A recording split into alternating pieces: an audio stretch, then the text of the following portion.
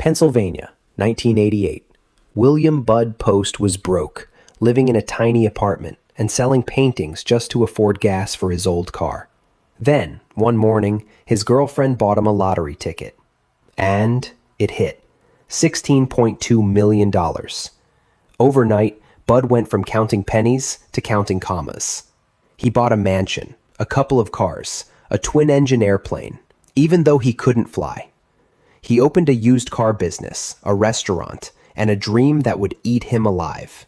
His family came first, or rather, they came fast. Relatives demanded their share, friends turned into accountants, and his own brother hired a hitman to kill him, hoping to inherit the money. Fortunately, Bud survived, but the lottery didn't make him lucky. It made him hunted.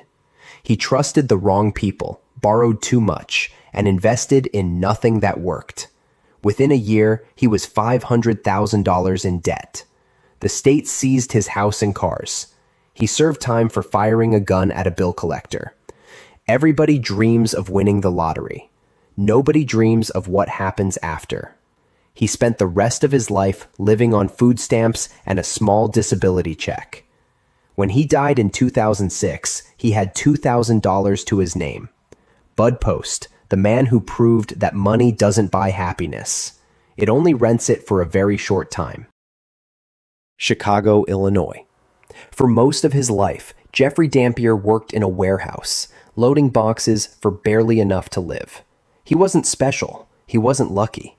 Until the day he was. 1996, a lottery ticket worth $20 million. In a single night, Jeffrey went from factory shifts to front-page news. He smiled through every interview, said he wanted to help his family, not change who he was. And at first, he kept his word. He bought homes for his relatives, paid off debts, even started a popcorn shop to employ them. His kindness made him loved, or at least it looked that way. Then came Victoria Jackson, his wife's younger sister. He bought her gifts, a car, then vacations. Soon, she wanted more than money, and he gave her that too. By 2005, the affair had turned sour. She wanted out. He wanted to fix it. Instead, she fixed a plan. One night, Victoria and her boyfriend Nathaniel lured him out, said they needed help with a flat tire. When Jeffrey showed up, they pulled a gun. Shoelaces for handcuffs, a single bullet. Shot in the back of the head, inside the van he bought for them. The police found his body the next morning. Both were arrested within 24 hours. Victoria got life in prison, Nathaniel too. Jeffrey once said, "I just want everyone to be happy." He made them happy, right up until they killed him. Lakeland, Florida, 2006. Abraham Shakespeare was a truck driver who could barely read. One afternoon, his whole life changed in a gas station line. He bought a lottery ticket, $17 million, and it was the first lucky thing that had ever happened to him. Overnight, he went from delivery runs to luxury cars, from borrowed rooms to a mansion. But the people around him didn't change. They multiplied. Old friends, cousins, strangers with stories. Everyone wanted something, and Abraham gave it all away. He said money only brought pain. Within 2 years, almost all of it was gone. Then came Dee Dee Moore, charming, friendly, a businesswoman. She offered to help him manage what was left. Instead, she helped herself. By 2009, Abraham disappeared. Dee Dee told everyone he'd moved to the islands. Months later, police followed her to a quiet property she owned outside town.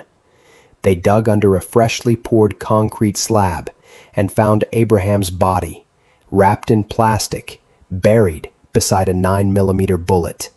She'd shot him, then kept driving his car, texting his family to pretend he was still alive. In 2013, Dee Dee Moore was sentenced to life in prison.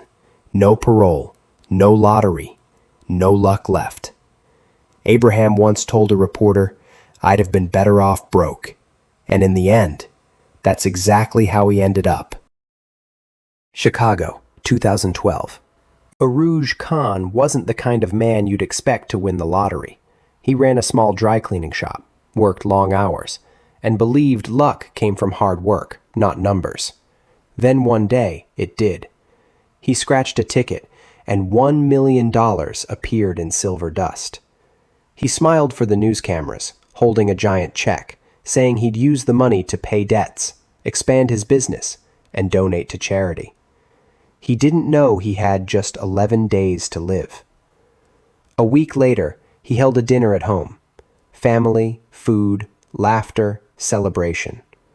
He lifted his glass to toast the future, drank, and said he finally felt free.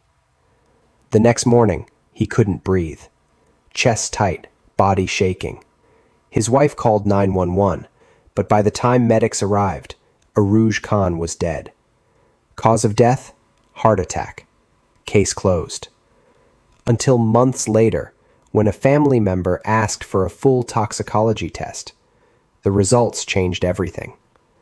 Inside his blood, cyanide, enough to kill within minutes. Suddenly, his dinner looked less like a celebration and more like a crime scene. Detectives reopened the case, questioned everyone at the table, his wife, his brother, his business partners. No arrests were ever made.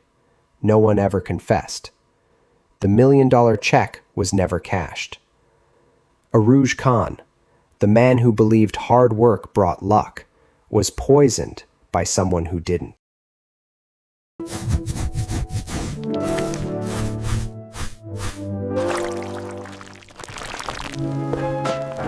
Kyalami, South Africa, 1977, a race under the bright African sun, and in true Formula One fashion, safety was optional.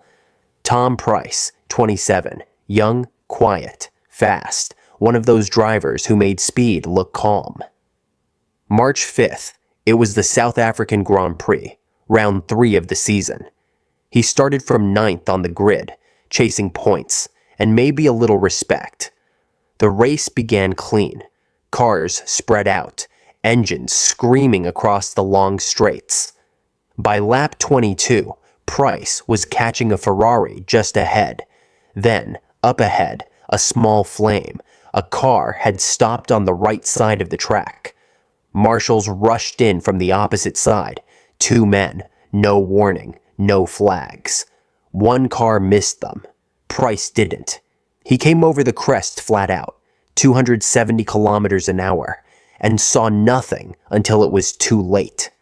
He struck one of the marshals head on. The man was thrown over the barriers.